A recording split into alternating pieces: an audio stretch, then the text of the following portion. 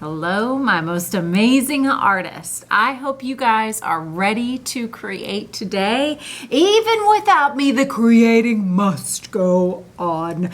Our sub today has a super fun and fabulous lesson that I've cooked up just for you, but as a reminder, please make sure that you are a great host to our friend the sub who has been kind enough to hang out with us in the art room today. So show our sub your very best. And just as a reminder, the sub is aware of the happy sad board. Remember, if you are doing the right thing, our sub is going to just start drawing lines underneath this happy face. If you're making choices that, well, aren't quite as good of choices that you could be making, you know the sub is going to have to go to sad face town, and nobody wants that. So boys and girls, all I ask is that you show our sub your best behavior.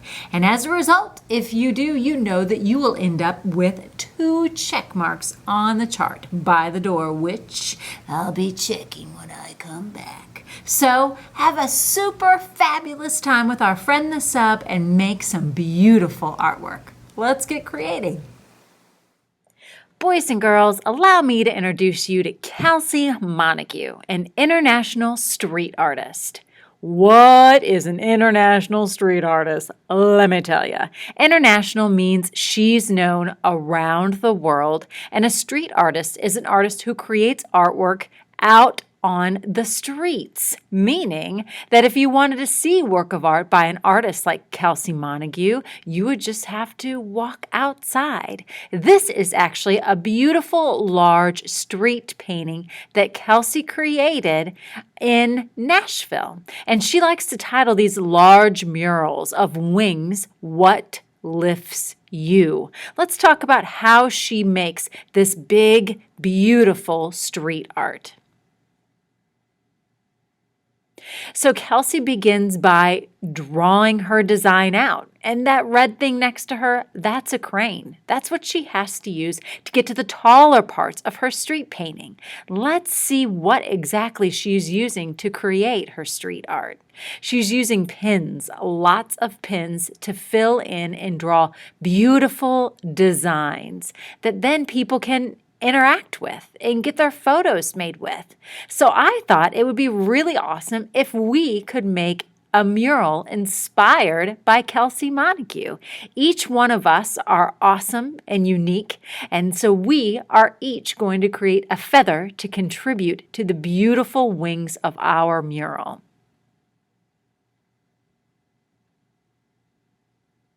She even made a little one for the dogs. Isn't that so cute? So be thinking about what you can add to your feather that will be added to the beautiful mural that we are going to create as a school that we can then have our pictures taken in front of, an interactive mural. So let's get started. You feather, I want to share with you a real feather. So this feather has been dyed. It's not green, and it's got a big, long quill. So when you draw your feather, you can draw your feather any way you like. And keep in mind that no 2 feathers are alike. They're just like you and me. They're all different and unique. But you will want to make it pretty big. So what I'm going to do is start at the bottom, and I'm going to draw 2 lines that come up. You could also use one of the tracers or the templates on your table if you don't feel comfortable drawing your own feather. So you can draw it on your own, or you can trace. I'm drawing with a Sharpie. If you want to, you could use a pencil first, and then you could go back over your pencil lines with a Sharpie. All right, so I now have a big feather that filled the whole page. And now I'm going to divide my feather into smaller spaces. So right now I have this big, large shape, and I'm going to divide it with lines into smaller shapes and spaces. So I'm using some of the elements of art. Right now I'm using line. And in a moment, I'll be using shape.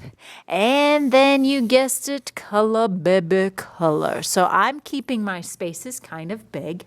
And now in each section of my feather, I'm going to be adding different kinds of line designs. It's totally up to you. When you're creating your line design, lines that repeat are called patterns. So in each section, you'll want to create a different pattern.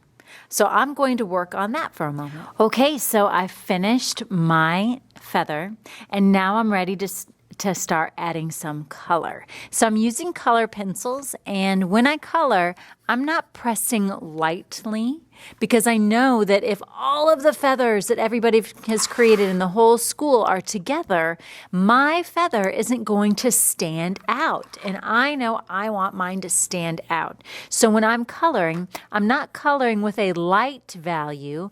I'm going to press down firmly and create a dark value.